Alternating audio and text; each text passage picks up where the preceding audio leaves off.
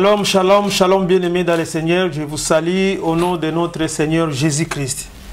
Voilà, je suis votre humble serviteur Philothée Alimas qui va vous présenter cette émission, l'heure de la vérité. Si vous êtes là pour la première fois, n'oubliez pas de vous abonner dans notre chaîne KB TV. Tu vas juste sur YouTube, tu tapes KB TV 243. Tu t'abonnes tranquillement, tu partages ces vidéos, tous ces éléments, toutes ces prédications que les serviteurs de Dieu est en train de nous faire dans cette chaîne. Vous partagez à vos proches, tu regardes tout le liste de tes amis sur ton WhatsApp, tu le prépares, tu le fais tout. Tu vas sur Messenger, tu vas sur Facebook, tu essaies de partager afin que tout le monde aussi puisse avoir un peu quelque chose de la part du Seigneur. Voilà, nous sommes là aujourd'hui à travers cette émission de la vérité. La fois dernière, on avait parlé de ce thème avec l'homme de Dieu qui est présent, notre frère Assien Alengam qui nous a parlé de l'église, les lieux de l'édification du corps de Christ. Beaucoup des enfants de Dieu ont suivi ces prédications, cet enseignement. Maintenant, aujourd'hui, c'est la phase où on va lui poser des questions par rapport à cela, parce qu'il y en a beaucoup des enfants de Dieu qui ont envoyé des questions. On veut savoir par rapport au thème que le frère nous avait prêché. Je m'en vais d'abord dire bonjour à mon bien-aimé. Bonjour mon bien-aimé frère Alain. Bonjour mon frère. Comment vous allez? Je vais très bien de la tête aux pieds. Alors, comment s'est passée ta journée mon frère? Très très bien. Par la grâce de Dieu, on est là, toujours dans le travail que le Seigneur nous a appelé, jusqu'à ce qu'il va nous appeler dans sa gloire. Et voilà, on est là au travail. Gloire au Seigneur. Dans nos faiblesses, dans nos erreurs, et nous sommes là toujours à ses pieds. Amen. On tombe, on se relève, et on suit la direction qu'il nous montre, et voilà. Autant qu'humain, et voilà. On tend vers la perfection. Amen. On n'est pas encore arrivé. C'est bien. Hey. Alors frère Alain, avant de commencer toutes choses, si tu peux nous mettre entre le maître Seigneur, juste une prière pour commencer notre... Merci Dieu de gloire pour ce moment que tu nous offres encore, Père éternel, pour cette opportunité que tu me donnes au Père éternel à travers cette émission, de parler aux personnes, au Dieu de gloire. La Bible déclare qu'au temps de la détresse, tu envoies ta parole et ta parole vient pour la guérison. Jésus, ma prière aujourd'hui, c'est que cette parole puisse guérir une personne. Que cette parole puisse apporter la solution dans un foyer. Que cette sémence tombe sur une terre fertile qui est capable de donner les fruits dignes de toi, Dieu de gloire. Béni soit ce moment dans le nom de Jésus. Nous t'avons ainsi prié. Amen. Amen. Merci beaucoup, bien-aimé frère Alengam. La fois dernière, tu nous as parlé de l'église, le lieu de l'édification du corps de Christ. Il y en a beaucoup de frères et sœurs qui m'ont envoyé des questions. Et ils veulent savoir par rapport au thème que vous avez abordé. Alors, je m'en vais direct te poser la première question que les enfants de Dieu veulent savoir. Il y a une sœur qui voulait savoir l'importance du Saint-Esprit dans l'édification. Il veut savoir le rôle du Saint-Esprit. C'est quoi l'importance du Saint-Esprit dans l'édification? Ah ok. Le rôle du Saint-Esprit dans l'édification. Voilà. Que Dieu bénisse sa servante qui a posé la question. Le rôle du Saint-Esprit dans l'édification. Bon, dans l'église, on peut le dire aussi. Hein. Oui, dans l'église. Nous sommes dans le livre de Jean, chapitre 16, verset 12 au verset 14. Jean 16, voilà, à partir du verset 12. Je lis au nom de Jésus. J'ai encore beaucoup de choses à vous dire, mais vous ne pouvez pas les supporter et les porter maintenant. Quand le consolateur sera venu, l'Esprit de vérité, il vous conduira dans toute la vérité. Car il ne parlera pas de lui-même, mais il dira tout ce qu'il aura entendu. Et il vous annoncera les choses à venir. Verset 14. Il me glorifiera parce qu'il prendra de ce qui est à moi et vous l'annoncera. Parole du Seigneur. Amen. Voilà, le rôle du Saint-Esprit dans l'assemblée ou dans l'édification du corps, c'est d'ouvrir l'intelligence dans la vie de ceux qui sont venus dans le royaume.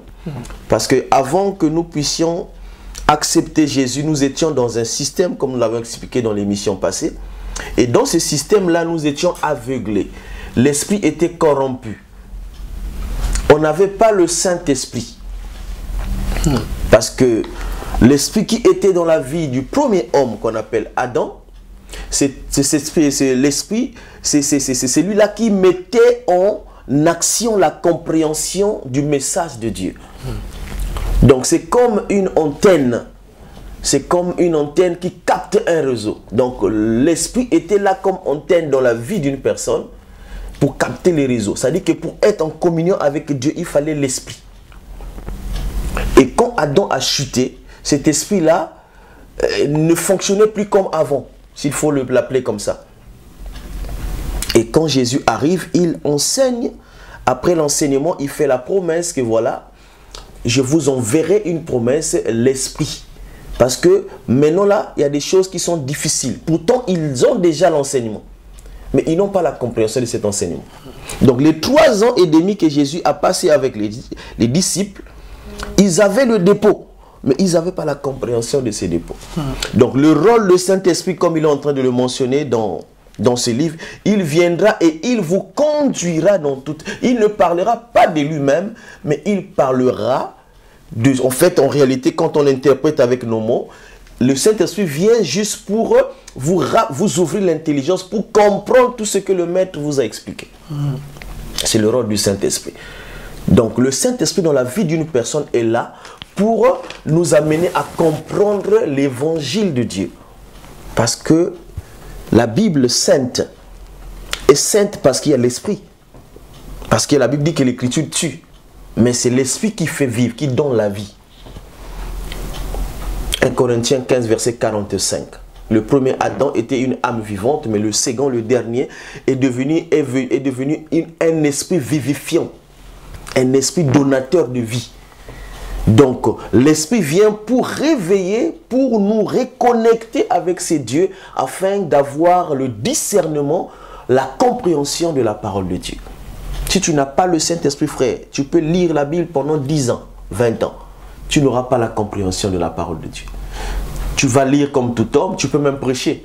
Il y a beaucoup de prédicateurs. Tu peux prêcher, tu peux bien parler aux gens. Mais la parole ne sera jamais accompagnée de la puissance qui est donnée par le Saint-Esprit. C'est pourquoi il a dit, restez en Jérusalem. Restez là, jusqu'à ce que la promesse que je vous avais dite arrive. Et ils sont restés là.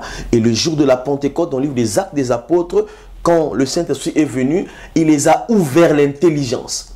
Le Saint-Esprit n'est pas venu enseigner. Il est venu juste ouvrir l'intelligence. Parce qu'il faut comprendre le contexte. Il vous enseignera, non. Il vous ouvrira l'intelligence. Afin que vous compreniez tout ce que je vous ai enseigné. L'enseignant, c'était Jésus. C'était Jésus. Et le Saint-Esprit, son rôle, c'est venir ouvrir l'intelligence dans la vie d'un chrétien pour comprendre les Écritures. Pour comprendre les Écritures. Donc, je peux encore ajouter un passage, si tu veux. Nous sommes dans Romains, toujours pour la compréhension de Romains 12, versets 1 à 2. Non, on prend juste le verset 2. Romains 12, verset 2, la Bible dit: ne vous conformez pas au siècle présent, mais soyez transformés par le renouvellement de l'intelligence. Soyez transformés par le renouvellement de l'intelligence, afin que vous discerniez quelle est la volonté de Dieu, ce qui est bon, ce qui est agréable et parfait. Pour comprendre les choses de Dieu, pour discerner ce qui est bon, ce qui est mauvais. C'est pourquoi, avant que nous ayons le Saint-Esprit, on nous appelait l'homme animal. L'animal agit avec son instinct. Il n'a pas l'esprit de Dieu. Donc, il ne sait pas ce qui est bon, ce qui est mauvais. Il peut voir un danger. Il court, il revient au même endroit. Mais celui qui a l'esprit du discernement discerne ce qui est bon, ce qui est mauvais. Et il a le choix avec le Saint-Esprit. Voilà un peu, frère, la différence. Le rôle du Saint-Esprit dans la vie. Et c'est ça, la clé de l'Église. Parce que les Écritures, tu peux lire. Je connais beaucoup de gens qui lisent la Bible, comme tout autre livre, mais qui n'ont pas la compréhension du livre de la Bible. Ah oui. Qui n'ont pas la révélation. Ils ont le logos, mais ils n'ont pas le réma. Le réma, c'est le Saint-Esprit. C'est pourquoi il a fait la promesse. Quand tu vois la vie de Pierre avant la Pentecôte, et tu vois le même Pierre après la Pentecôte, tu comprends que celui-là n'est plus le même. Celui qui a régné Christ. Ah oui. Il ne savait même pas formuler les phrases. Mais il prend un discours. Ils sont au nombre de plus de 3000 personnes. Pas un seul discours. il était ivre du Saint-Esprit. Et il parlait. C'était compliqué, frère. Et tous ceux qui étaient aux alentours écoutaient cet homme parler, ils ont dit non, non, non. Et comme la parole était accompagnée par une puissance, et ça a touché les gens. Parce que c'est ça le problème aussi, frère. Tu peux parler, mais ça ne touche pas. Ah oui. Il n'y a pas le Saint-Esprit. C'est pas nous. La Bible dit, c'est Paul qui le dit. J'ai planté, Apollos a arrosé, et c'est lui qui fait croître, c'est Dieu. Donc tu peux dire, mais dans le cœur de l'homme, tu ne peux pas rentrer pour transformer un cœur. C'est Dieu lui-même. Or, pour que cette parole-là ait de l'effet dans la vie d'une personne, c'est le Saint-Esprit qui fait ce travail. Donc on peut donner l'enseignement à l'église. Il faut aussi savoir, est-ce que la personne qui reçoit l'enseignement, il a le Saint-Esprit. Il faut aussi savoir, est-ce que la personne qui donne l'enseignement a le Saint-Esprit. Parce que le Saint-Esprit a ses fruits. On peut identifier une personne qui a le Saint-Esprit ou pas. Voilà, donc le rôle du Saint-Esprit dans la vie de l'assemblée, c'est de donner vie là où il y avait la mort. De nous reconnecter à Dieu et de comprendre le conseil de notre Père qui est dans les cieux. Que Dieu te bénisse. Merci beaucoup, mon frère bien-aimé. Ma sœur qui a posé la question, je crois que vous avez eu la réponse à travers l'homme de Dieu.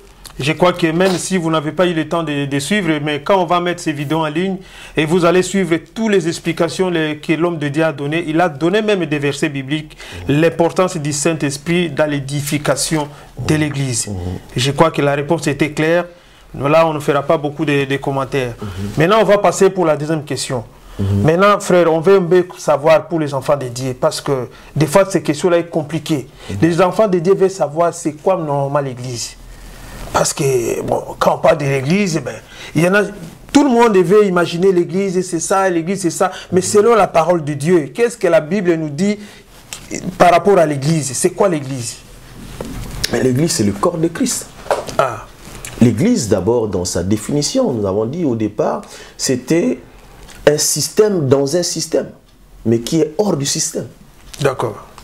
Donc, Dieu nous prend dans un système, mais Dieu crée un autre système pour que nous fassions partie de ce système. C'est ça l'Église. C'est pourquoi je dis toujours que l'Église n'est pas un local. Mais l'Église, c'est un système. Parce que avoir la conception du local, j'ai dit souvent, c'est réduire Dieu à un niveau, c'est contenir Dieu. Or, Dieu, nous ne pouvons pas le contenir. L'Église est partout, frère. Tel que nous sommes là, la Bible dit là où deux, trois s'assemblent en son nom, il est là au milieu d'eux. Mais frère, je ne te coupe pas, mais ce langage-là, souvent, c'est dans les enfants de Dieu.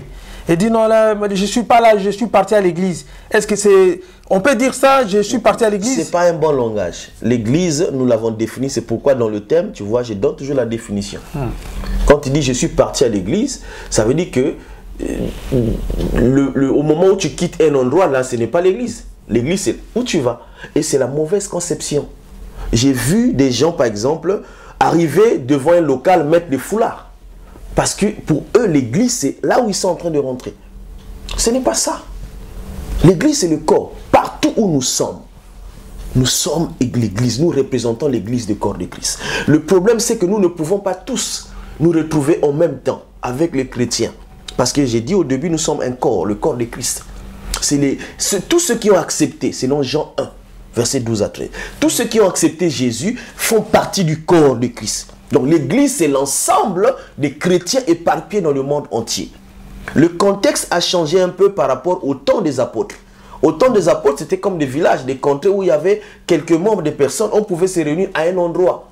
Mais aujourd'hui, avec l'évolution de ce monde, on n'a pas la possibilité de se réunir ensemble. Être au même temps pour adorer Dieu. Et c'est pourquoi on a les chrétiens aux États-Unis. On a des chrétiens en France, on a des chrétiens en Afrique, on a des chrétiens en Asie, on a des chrétiens en Océanie. Et tout ça, Dieu le regarde comme dans une même assemblée. Donc on est réunis. Tous ceux qui parlent de Jésus, tu peux être dans un bus. Nous parlons dans un bus de Dieu, nous sommes l'église de Dieu. On peut être dans un train, dans un avion, nous sommes l'église de Dieu.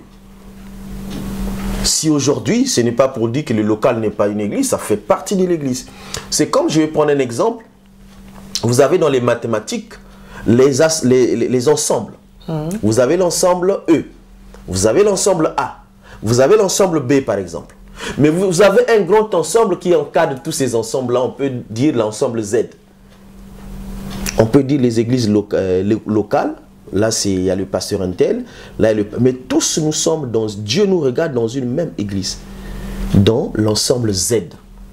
C'est ça l'ensemble Z de l'église. Parce que Dieu ne viendra pas chercher l'église locale.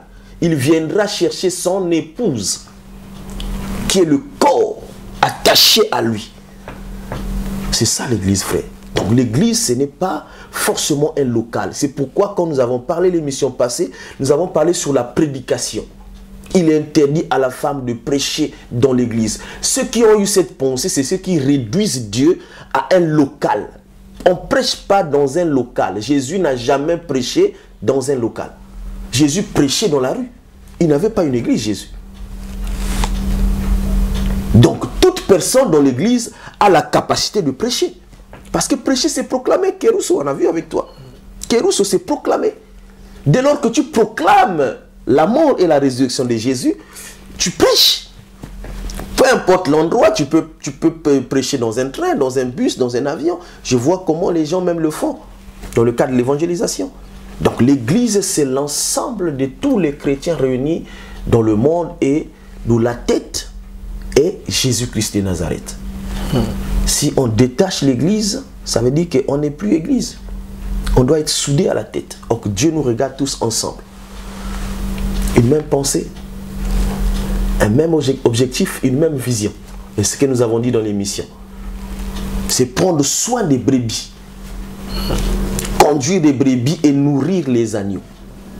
C'est ça l'église, le rôle de l'église. Donc l'église, c'est l'ensemble de tous ceux qui ont accepté Jésus comme Seigneur et Sauveur. C'est ça l'église. Et en vérité, il faut l'ajouter aussi. Parce qu'il y en a de ceux qui acceptent, mais en réalité, ils n'acceptent pas. Eh oui, parce que accepter, c'est pas seulement par la bouche, c'est aussi en mettant en pratique la parole de Dieu. Qu'on ne te retrouve pas dans l'impudicité, qu'on ne parle pas des pasteurs, mais qu'on te retrouve dans l'impudicité. Qu'on ne parle pas des escrocs dans ce monde, qu'on retrouve des pasteurs dans ces choses-là. Qu'on ne parle pas des adultères, qu'on retrouve les pasteurs dans ces choses. Ceux qui ont accepté Jésus et ceux qui font la volonté de Jésus, c'est ceux-là, l'église de Jésus. Et Dieu te bénisse. Merci beaucoup, frère bien-aimé Alain Ngami, de nous avoir expliqué c'est quoi l'église. Et franchement, beaucoup des enfants de Dieu ont suivi tout ce que vous venez de dire.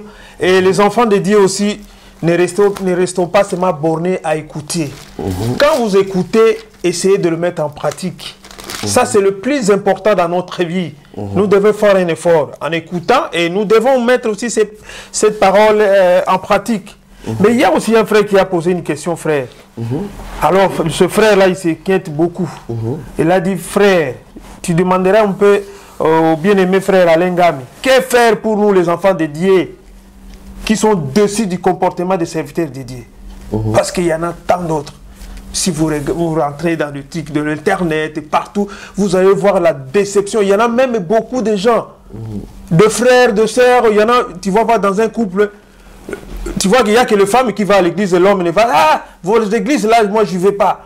Tu vois, il y a vraiment des choses mauvaises qui ne donnent même pas l'envie que les gens puissent aller à l'église.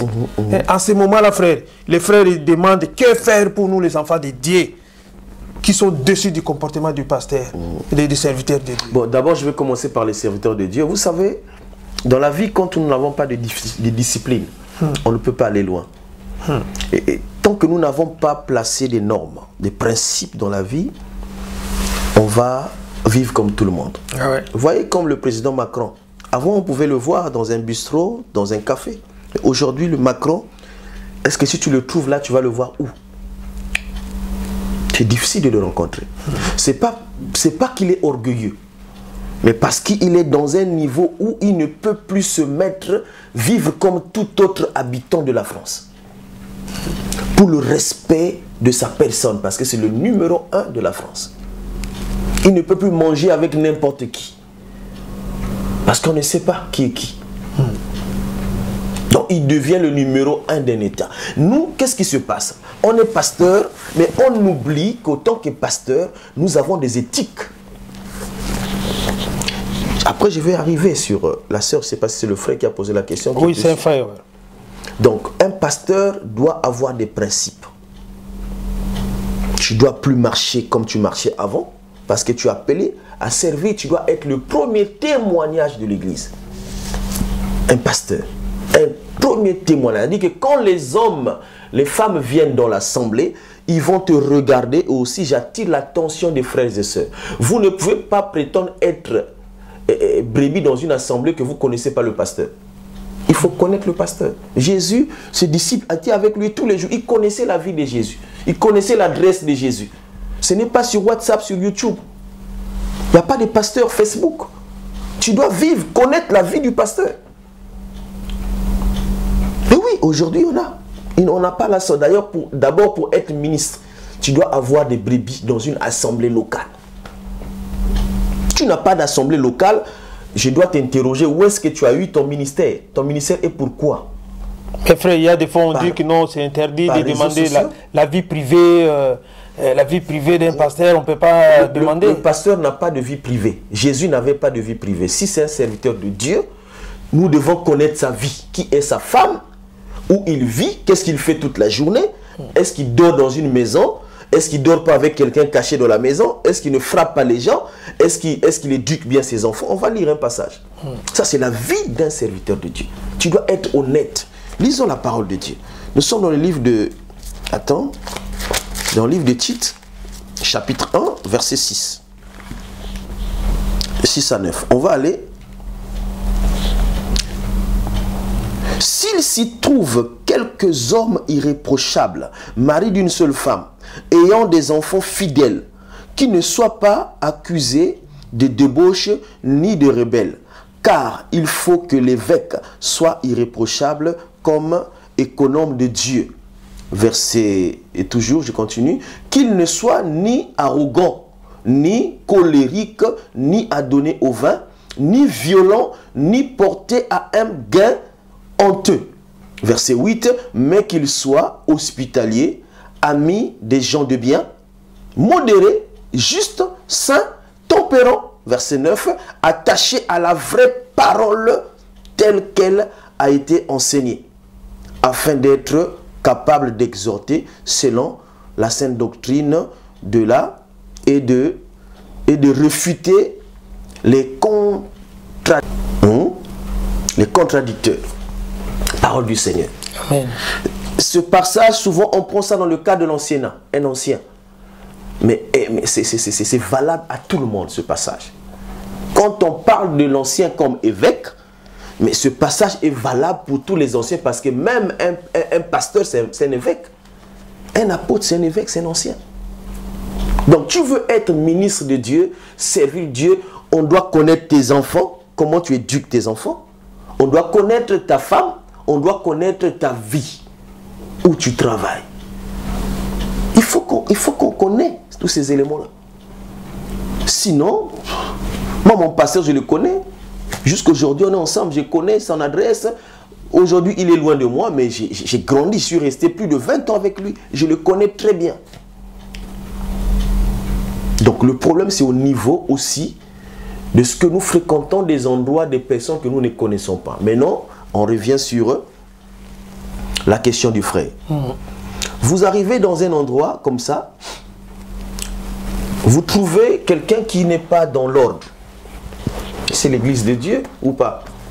C'est l'église de Dieu. Parce que nous avons défini l'église comme étant un système autre, mis à part. Mais toi, tu es là dans cette assemblée. Comment tu fais pour observer, pour discerner que le pasteur n'est pas dans une bonne vie? Ça veut dire que tu as lu les Écritures, tu as vu qu'il n'est pas conforme avec la parole de Dieu. Moi, qu'est-ce que je fais? Je m'approche du pasteur. Je parle avec lui. Je cherche à connaître. Peut-être qu'il a des faiblesses. Parce que c'est un homme. Peut-être qu'il a des problèmes. Il a besoin d'un entourage aussi pour l'aider. Parce que lui aussi, il n'a pas encore atteint la perfection. C'est Paul qui le dit. Moi aussi, je cours comme tout le monde. Je presse, c'est pas que les hommes que je presse puissent hériter, que moi je puisse rester. Moi aussi, je cours comme tout le monde, afin de remporter. Il peut arriver, mais que ce ne soit pas des scandales comme nous voyons aujourd'hui, frère. Tu es dans une assemblée, tu ouvres la télé aujourd'hui, ou bien aujourd'hui nous sommes dans les réseaux, tu vois comme ça un pasteur tout nu. Mais comment tu fais pour arriver à ce stade, frère? Comment tu fais? Un pasteur, un leader. Tu vas voir Macron tel qu'il est là. Le filmer dans un hôtel, Macron. Ça, c'est pas Dieu. Ça, c'est le monde que nous critiquons. Tu vas voir un ministre de la France dans un hôtel ou en train de faire la cour des petites sœurs, et des sœurs ou bien des frères dans le pays. Non. Excuse-moi. Tu ne vas pas les voir. Ils sont cachés parce qu'ils savent réellement ce qu'ils sont. Et nous aussi, autant hommes de Dieu, et je trouve les choses comme ça dans l'église, excuse-moi, je vais vers le pasteur. Je discute avec le pasteur. Si ça ne tient pas, si sa vie ne colle pas avec ma vision, avec la parole de Dieu, je lui parle, mais tout en parlant avec lui, je me retire.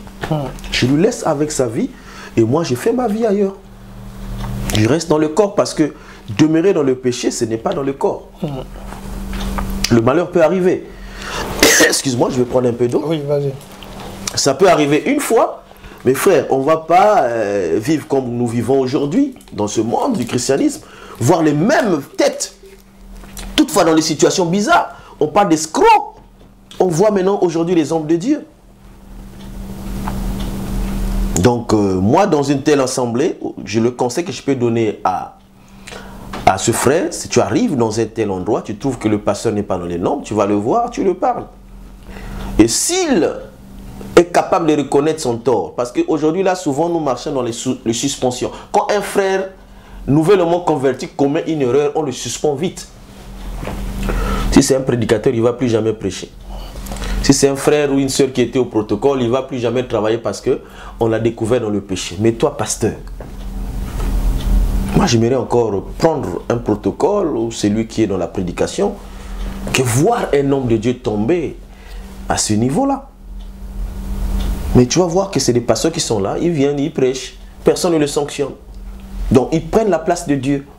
Et moi je vais te parler autant que serviteur de Dieu parce que nous avons dit dans le niveau, dans le cadre des doulos, nous sommes tous esclaves de Jésus. Le pasteur n'est pas au-dessus des autres. C'est ça. Aujourd'hui, moi je suis ministre, on ne touche pas au oint. Mais un oint c'est qui? C'est le problème que nous avons. On ne veut plus être enseigné. Quand l'église est enseignée, quand un homme vient dire des choses comme ça à l'église, mais un oint de Dieu c'est qui? Tous on est des oints. Tous ceux qui ont reçu Jésus, on est oint. Être oint c'est recevoir le Saint-Esprit. Ce n'est pas quelque chose d'extraordinaire. Tu es pasteur, moi je suis au nettoyage, mais devant Dieu nous sommes des brebis. Donc, un tel frère, moi je lui conseillerais, tu parles au pasteur, s'il continue avec cette vie, je me retire. Il n'y a pas à me tracasser parce qu'on ne peut pas mélanger des vies comme ça. C'est la vie de Dieu. C'est la vie de Dieu. Et ce n'est pas parce que ce pasteur est dans des choses méchantes, dans les choses bizarres, que nous allons maintenant, comme aujourd'hui, on va confondre tous les pasteurs. L'église corps de Christ. Parce que souvenez-vous, on a dit que dans l'église, il y a l'ivraie, la parabole de l'ivraie et du blé. On peut retrouver dans une assemblée un impudique, mais ça ne veut pas dire que tous les frères sont impudiques. On peut retrouver dans l'assemblée un adultère, mais ça ne veut pas dire que toutes les sœurs ou tous les frères sont adultères dans l'église. Il y a toujours là où il y a des faux, il y a toujours des vrais. De toute façon, le faux est tiré du vrai. Donc c'est le vrai qui a d'abord existé. Nous avons la vie d'Adam. C'est l'original, c'est le vrai. Donc on peut être déçu d'une personne parce que c'est un homme, mais on peut aussi s'attacher à une personne de bien pour continuer avec notre vie, avec notre marche, étudier la parole de Dieu. Et il y a des hommes honnêtes, frère. Moi, je connais les hommes honnêtes. Tu les cherches depuis des années, tu ne les trouves pas dans des bêtises. Ils sont là. Ils vivent. Ils ont le sexe comme toi et moi. Ils ont la bouche comme toi et moi. Mais pourquoi eux, ils ne le font pas? Et s'ils ne le font pas, pourquoi les autres le font? Voilà un peu la réponse. Je ne sais pas si ça va satisfaire le frère. C'est à lui de voir et voilà. Toute la décision. Nous, dans l'église, il n'y a pas un contrat à vie dans une église locale. On vient tel qu'on est venu. On peut se retirer. Il y a les écrits qui le disent. Tu trouves que pour ton âme, que l'endroit n'est pas conforme. Ça peut affecter. Parce qu'il y a des pasteurs, il est dans l'impudicité. Il impose les mains aux âmes. Mais il va te transmettre quoi? L'impudicité. Il va te transmettre quoi? L'adultère. Le vol, le mensonge. Tu es dans un endroit comme ça, il y a des versets bibliques. Je suis de ceux qui sortent pour le salut de mon âme, pour sauver mon âme. Je préfère, pour éviter les problèmes, sortir. Mais tu ne sors pas du corps. Tu es dans l'ensemble Z. Mais tu sors dans A et pour rentrer dans E. Mais tu es toujours devant Dieu considéré comme étant membre du corps de Christ. Que Dieu te bénisse. Merci beaucoup, frère Alengami. Je crois que le frère qui a posé la question par rapport à que faire pour les enfants de Dieu sont déçus par les comportements des hommes de Dieu. L'homme de Dieu, il a bien expliqué. Si tu sais que non, il y a un problème et tu vois que les hommes de Dieu ou ton pasteur a fait des choses, mais c'est un serviteur, il est là, il n'est pas là pour les animaux, il est là pour les enfants de Dieu. Tu dois l'approcher. Tu lui poses la question, qu'est-ce que le problème qui te tourmente ou le problème qui te dérange. Si tu vois le pasteur, il t'accepte. S'il a le Saint-Esprit, il va te laisser le temps de t'écouter. Mais si tu vois que le pasteur, il ne veut pas t'écouter ou il veut prendre un autre chemin, mais c'est libre. Tu peux partir, si tu dois quitter ce pasteur parce que ce n'est pas normal. Si tu vois un pasteur qui ne marche pas bien, il y a des écritures qui nous disent, prenez le temps de les voir. Allez les voir, n'ayez pas peur du pasteur. Il est là, votre pasteur, il est là pour diriger les brebis. Mais si toi tu as un problème, va le voir. Pose-lui la question. Peut-être aussi le pasteur, il est dans le faux. Mais du fait que tu lui dis des vérités, tu peux aussi gagner votre pasteur de le faire revenir aussi dans la vérité. Mais au moment où les pasteurs, ils font des fois des choses et ils croient que non, ils sont dans le vrai, mais au contraire, ils sont dans le faux. Nous, les enfants de Dieu, nous devons être là pour veiller avec nos pasteurs. S'il y a un problème, on doit intervenir. Voilà, comme le temps nous avance très vite, et on va aller pour la seconde question. Frère, maintenant, il y a une sœur aussi qui a posé une question. Il veut savoir la différence qui existe entre l'église universelle et l'église locale. Il veut maintenant savoir la différence entre l'église universelle et l'église locale. Eh c'est comme je l'ai expliqué tout à l'heure, l'église universelle, c'est le corps de Christ, c'est l'ensemble de chrétiens éparpillés dans le monde entier. Et l'église locale, c'est un lieu pour s'abriter contre les intempéries. D'accord. Là, nous sommes dans une maison, il fait froid, on est en hiver. On ne peut pas faire l'émission à l'extérieur de la maison. Donc, on est là comme étant une assemblée locale. Parce que nous sommes dans un endroit où nous sommes protégés et pour éviter que nous puissions tomber peut-être par, je ne sais pas comment appeler ça, mais voilà, nous sommes là dans une église locale. Dans un instant. Une assemblée locale, c'est un endroit fixe où les gens y partent pour s'abriter, pour adorer Dieu. Mais l'église, dans sa définition, c'est pas ça. C'est pourquoi j'ai dit que la différence entre l'église universelle, Dieu nous voit dans le corps de Christ, dans l'ensemble Z. Et le local, on peut aller dans une maison, ici là on peut commencer à adorer, nous sommes une église, on peut aller chez moi, on peut adorer, c'est une église. Donc l'église locale, c'est un endroit, et ce n'est pas seulement un endroit comme tel, l'église locale peut aussi être, par exemple nous sommes en été, on peut faire l'émission en plein air, nous sommes une église locale. Ce n'est pas parce qu'il y a le mot local que nous sommes forcément dans une maison. On peut être à l'extérieur de la maison, mais comme on considère que c'est un système, nous sommes en train de parler de Dieu, pendant que dans le monde, les gens ils parlent d'autre chose. Donc, mais nous ne sommes pas de ce système-là. On peut être dans la rue, mais nous sommes une église locale. C'est pourquoi j'insiste, et je reviens encore, aux hommes de Dieu, qui pensent que l'église, c'est le local. Qui pensent que tout ce qui se passe dans le local, on enfante les enfants qui n'auront jamais la bonne conception de l'église de Dieu. Parce que vous allez voir dans l'église, les gens, ils peuvent faire tout ce qu'ils veulent dans la rue. Mais quand ils viennent devant l'assemblée, ils présentent un sourire. Ils changent. En fait, c'est des hypocrites. Ils viennent à l'église, ils sourient, et même sa façon de parler change. Mais quand tu le vois en dehors de l'église, c'est une autre personne. Hypocritos. Double visage. Vous voyez les acteurs de théâtre. Ce qu'ils font là, ce n'est pas eux.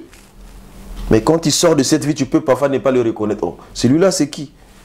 Je dis, mais c'est lui, parce que là, il joue un autre rôle. Mais quand un chrétien sait que nous sommes une adoration permanente, partout où nous sommes, allongés dans notre lit, au lieu du travail, dans la rue, nous sommes une adoration, nous sommes en plein culte.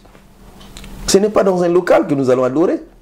Et c'est pourquoi ta question était importante. Est-ce que l'expression « nous partons à l'église », j'ai dit, ça ne pèse pas. On ne part pas à l'église parce que nous sommes déjà l'église. Nous sommes déjà l'église. C'est ça qui a donné tout ça. C'est-à-dire que tu pars, tu sais que c'est là-bas l'habitation de Dieu. La Bible dit que Dieu ne pouvait habiter dans une maison faite de mains d'hommes. Dieu a cherché une habitation, c'est dans l'homme qu'il est venu habiter. Donc nous sommes nous-mêmes le temple du Saint-Esprit. Et quand nous sommes ensemble, nous sommes une église de Dieu. Amen. Nous sommes une église de Dieu. Que Dieu te bénisse. Merci beaucoup, frère Alain. Ben là, nous avançons vers la fin de notre émission. Il nous reste des questions, avant-dernière question. Maintenant, il y a une sœur aussi qui a posé une question. Il veut savoir, frère, pourquoi nous avons plusieurs églises dans une même ville? Je donne par exemple, nous sommes ici à Nice. Mais vous allez voir, il y en a plusieurs églises ici dans cette ville.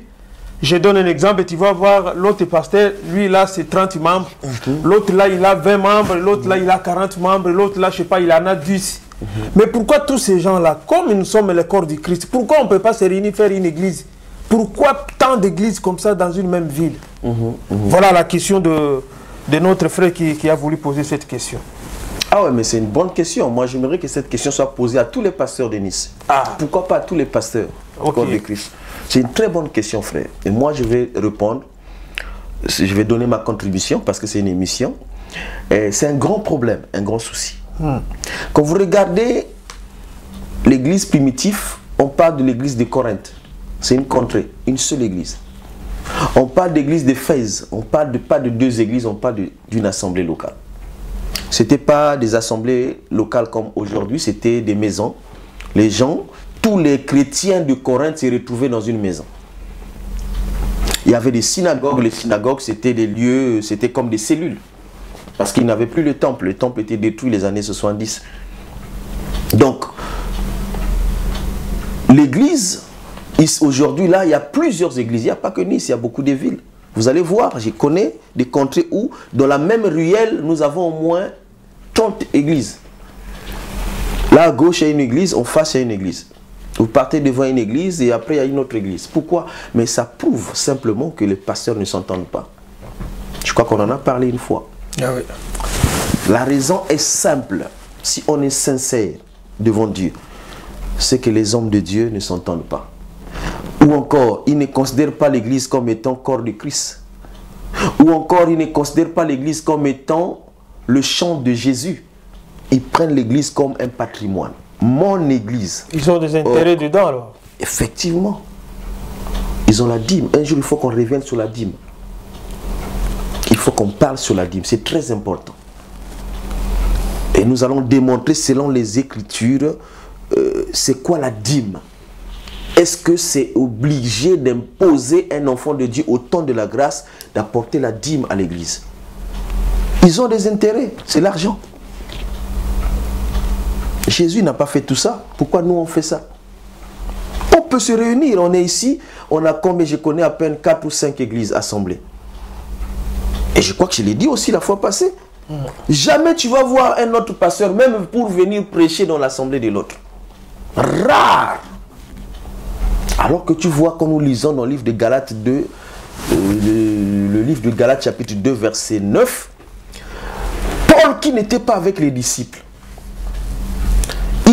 il a reçu le mandat de Christ directement. Il a travaillé. 14 ans plus tard, il va venir faire main d'association avec les autres apôtres. C'était pour le complément du 12e apôtre. Il va venir faire main d'association. Ils ont fait quoi? Ils ont écouté Paul parler. Ils ont compris que Paul avait la même mission que eux. La mission, c'était de gagner les âmes. Alors, la différence seulement, tu vas dire, quand tu lis le texte, tu vas dire que non, quand ils ont compris, ils ont dit, ok, nous avons compris que maintenant, toi, comme nous avons compris, va dans les nations. Parce qu'ils ont compris que la mission de Paul, c'était pas leur mission, c'était d'aller toucher les nations. Maintenant, comme nous avons compris, on fait main d'association, maintenant tu peux aller toucher les nations et nous, on continue à toucher les juifs. Mais pour arriver à ce stade-là, qu'est-ce qu'ils ont fait? Ils ont été autour d'une table, ils ont discuté, comprendre un peu ta doctrine, papa. Moi, aujourd'hui, je ne crois pas au ministère de la femme. Mais comme lui croit au ministère de la femme, non, il y a une barrière. Mon frère, tu m'invites chez toi, qu'est-ce que je vais dire? Tu me mets une barrière, parce que nous nous entendons, on ne va jamais s'entendre. Moi, dans ma Bible, c'est écrit noir sur blanc, même dans la révélation, que prêcher, ce n'est pas seulement sur un pupitre. Et j'ai vu des femmes prêcher dans la Bible. Et chez toi, la femme ne prêche pas. Mais si tu m'invites, qu'est-ce que je veux? Ça veut dire que je dois chercher un message adapté à ton église locale. Ce n'est pas Dieu, ça. Nous devons nous asseoir, discuter, regarder les bases. Là où il y a des erreurs, il faut les corriger. Ressembler à l'église de Dieu, c'est avoir une même pensée. Tu vas voir dans l'église, même dans la question, on s'attache dans Philippiens, ou dans les points où nous ne nous accordons pas avançant. Mais ce n'est pas ça, ce n'est pas sur les points doctrinaux. Nous devons avoir la même pensée. Si nous prions le même Dieu, nous devons comprendre. Si la femme est capable de prêcher, on discute entre nous les pasteurs. Et avec humilité. Même si tu l'as enseigné dans ton église, maintenant que tu as compris, dis bon, ok, j'ai compris, parce qu'avant je ne comprenais pas. Paul l'a dit. J'étais enfant, j'ai raisonné comme un enfant, je parlais comme un enfant. Mais maintenant que je suis devenu grand, j'ai fait passer tout ce qui était d'enfance en moi. Paul l'a reconnu. Regarde un peu le niveau de Paul. Et nous, qui sommes-nous pour ne pas accepter la vérité? Donc le problème de plusieurs églises, c'est que nous ne nous entendons pas sur le plan doctrinal. Ça, c'est un point. Parce que là-bas, on prend la Sainte Seine avec les copes et plusieurs verres. Là, on ne prend pas la Sainte Seine avec plusieurs verres. Il faut prendre avec un seul verre. Là-bas, on prend la Sainte Seine avec le vin. Et moi, ce n'est pas avec le vin, avec du jus. Et donc, on ne peut pas. Là-bas, la femme doit porter le foulard avant de rentrer dans l'église locale.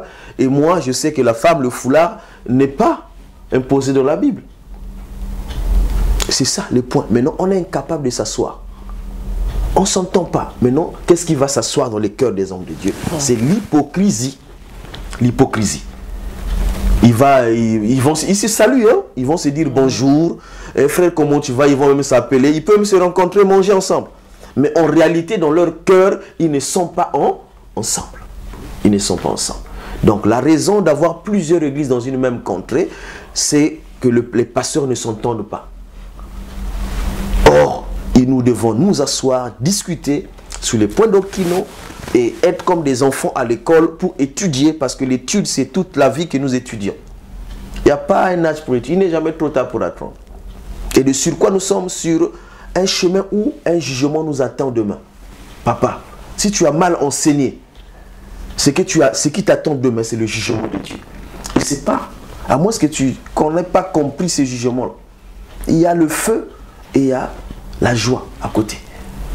Donc si tu as mal orienté, parce que quand tu nourris mal l'agneau, quand tu conduis mal la brebis, tu es en train de déformer une génération. Et ça, Dieu va demander les comptes.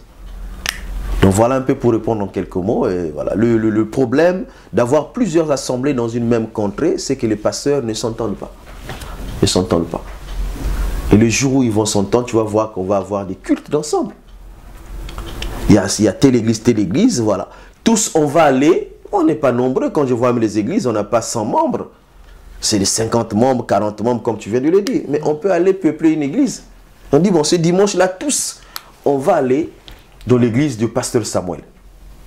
On reste là-bas, on adore Dieu. On va envahir la salle. Les chants, ils se mettent de côté. Et tous, ils se mettent là. On fait un culte ensemble. Un pasteur se lève avec cette initiative avant moi. Je vous dis, dimanche, il n'y a pas culte ici, on va aller prêcher chez Samuel. On va chez Zévano. Là même, le peuple de Dieu va comprendre que l'unité existe, frère. Quand vous dites que vous êtes unis et qu'on ne le voit pas, on ne le voit pas parce que l'unité, quoi, Paul, c'est le même message de Pierre. Pierre, il vient, si Pierre avait une église locale, mais Paul devait venir prêcher chez lui. Vice-versa, sans problème. Parce que c'est des frères en Christ. La vision, c'est la même. Ça ne change pas. Donc c'est ça le problème. Les pasteurs ne s'entendent pas. Que personne ne te trompe. Ils ne s'entendent pas. Même s'ils ne vont pas le dire à haute voix. Frère, il faut comprendre que s'il y a plusieurs assemblées, c'est parce qu'à la base, il y a des intérêts personnels. C'est mon église. Il faut que je gère la dîme. Il faut que je gère les offrandes. Il faut qu'on me voie devant les gens. Il faut ceci. Mais un jour, si cette chose-là est comprise, je crois qu'on n'aura pas plusieurs églises. Merci beaucoup, frère Alain. Franchement, on n'a même pas l'envie d'arrêter cette émission tellement qu'il y en a de bonnes paroles qui sortent dans ces lieux. Vraiment, comme l'État est reparti, à la régie derrière, il nous parle qu'il nous reste 5 minutes, mais je ne sais pas, frère Alain, comment on va faire. La dernière question qui nous reste, si tu peux nous répondre de ça le plus vite possible, afin qu'on puisse finir notre émission. La dernière question, donc on m'aurait dit, il y a une sœur qui a posé cette question. Pourquoi Dieu a choisi seulement Pierre pour lui donner la clé de l'église? Voilà la dernière question, qu'il y a une sœur qui a posé cette question. Et puis, pourquoi Dieu a choisi seulement Pierre? Alléluia. Pierre pour lui donner la clé de l'église. Pourquoi Dieu a choisi seulement Pierre pour lui donner la clé de l'église? On va prendre Matthieu 16.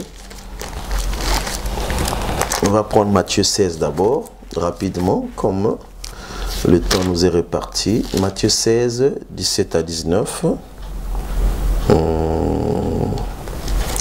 Jésus, reprenant la parole, et lui dit: tu es heureux, Simon, fils de Jonas, car ce ne sont pas la chair et le sang qui t'ont révélé cela. Alors, mes bien-aimés dans le Seigneur, tu sais, la technique a toujours ses caprices. Hein? Mais je crois on réserve la dernière question. Bon, c'est une question, on réserve pour les enfants de Dieu. On va poser ça là prochainement. On veut d'abord que vous essayez de chercher la réponse de cette question. Et prochainement, quand on va venir avec l'homme de Dieu, on va essayer d'un peu de partager. C'est une question de réflexion. Chacun va essayer de méditer par rapport à cette question. Pourquoi Dieu a choisi seulement Pierre pour lui donner la clé de l'église? Mais je crois les gens qui étaient déjà prudents, qui ont écouté, le frère l'avait déjà lu. Mais il y en a beaucoup de gens qui n'ont pas suivi. On vous laisse cette question afin que vous puissiez méditer pour ça. Et puis prochainement, nous allons revenir pour ça. Alors, nous sommes arrivés à la fin de notre émission d'aujourd'hui, l'heure de la vérité. Il faut s'abonner, il faut partager et liker à travers nos amis ou nos frères qui ne sont pas encore abonnés chez nous. Voilà, je suis votre humble serviteur Philoté Alimas qui vous a présenté cette émission. Derrière les caméras, c'était notre ingénieur frère Chili, c'est lui qui a pris les caméras. Si vous voyez aujourd'hui la qualité des images que nous voyons, vraiment c'est Chili de Paris, c'est lui qui nous a tenu compagnie. Et puis j'étais avec mon bien-aimé frère Alain Gami qui était parmi nous, à travers cette émission, qui a parlé, qui a répondu aux questions que les enfants de Dieu ont répondu. Alors, je vous donne la dernière parole, quelques secondes, frère Alain, si vous avez quelque chose à ajouter. Shalom, shalom. Je vais toujours rappeler l'adresse de l'assemblée.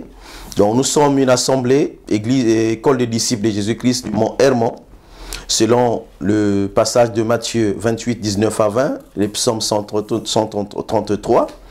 Et notre adresse est le numéro 8 à 10, esplanade du Parvis de l'Europe, 06300 Nice. Novotel, Nice Centre, Vieux Nice. Et nous avons nos cultes tous les dimanches de 12h à 13h30. Pour plus d'informations, vous appelez le numéro 07 53 62 41 87. Que Dieu vous bénisse où que vous soyez. Que la main de Dieu soit sur vous. Pour ceux qui veulent les enseignements, pour ceux qui veulent être formés, être solides, être capables d'être indépendants, et qu'ils écoutent la parole de Dieu, qui viennent écouter et qui viennent se former comme ce que nous avons dit par rapport au message d'aujourd'hui. Que Dieu vous bénisse. Shalom, shalom. Merci beaucoup. Je salue ma charmante épouse, je salue tous les disciples de Jésus-Christ. Je salue tout le monde au nom de Jésus. Hosanna. Alléluia. Allez, à très bientôt. À la prochaine occasion. À très bientôt. Shalom, merci. Shalom. Bye bye. S'abonner na kati ya KB TV, on découvre makambu o ezali ko bombana. KB TV. KB TV. KB TV. KB TV. KB TV. KB TV. KB TV B143, la chaîne 100% Yeto. Kisangani Boyoma TV. Kisangani Boyoma Télévision. Kisangani Boyoma Télévision. Kisangani Boyoma Télévision. Kisangani Boyoma Télévision. KB TV B143, la chaîne 100% Yeto. Olanda ngai bien. Pour asima boyo mona makambo ezala na. Olanda. On s'abonner. S'abonner. Yeah.